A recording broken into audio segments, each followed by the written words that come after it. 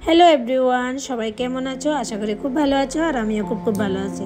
তো বন্ধুরা, আমি এখন স্নান টান করে পুজো দিয়ে এখন যাচ্ছি একটু মাকে দেখতে শীতলা মন্দিরে।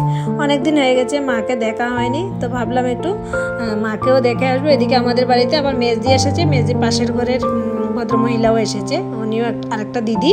তো উনি নাকি লামডিঙের শীতলা বাড়িটার গল্প শুনেছে, কখনো দেখা হয়নি। তো আমি বলছি চলো তাহলে তোমাকে একবার ঘুরিয়ে নিয়ে আসি। তো এদের আবার 12টার সময় ট্রেন, তার জন্য আমরা অটো করে যাচ্ছি, যেহেতু তাড়াতাড়ি গিয়ে তাড়াতাড়ি আসতে হবে।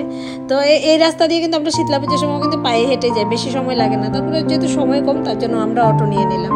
আর এদিকে দেখো বাইরের ওয়েদারটা, রৌদ্র নেই কিন্তু তারপরেও অনেকটা গরম, যে গরমটা সহ্য করা যাচ্ছিল না। আমি তো জাস্ট স্নান করে ওঠার পরে আবার ঘেমে যাচ্ছিলাম, যার জন্য আমি মুখে কোনো ক্রিমে লাগাতে পারিনি।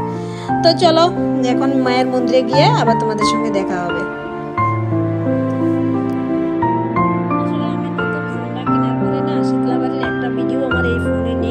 তার জন্য আমি একটা ভিডিও শেয়ার করব বলে আমি আরও একটু ভিডিওটা করছিলাম। তো এখানে দেখো কথা বলতে বলতে আমি মায়ের মন্দিরের সামনে এসে গেছি। দেখো মায়ের এই অপরূপ দেখে তো আমি পুরা মুগ্ধ হয়ে যাচ্ছিলাম। আসলে কেন জানি না, আমি মায়ের সামনে যখনই যাই মনে হয় যে আমার সত্যি আমার মাকে আমি দেখতে পাচ্ছি, আর আমার মনটা মানে একটু সময়ের জন্য আমার মনটা ভীষণ খুশি হয়ে যায়।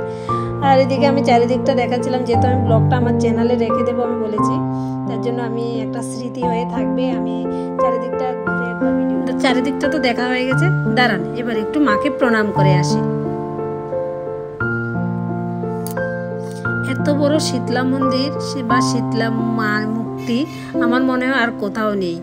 এই প্রথম আমি দেখেছিলাম লামডিঙে আসার পরে, এটা আমি অনেকবার এর আগেও বলেছিলাম।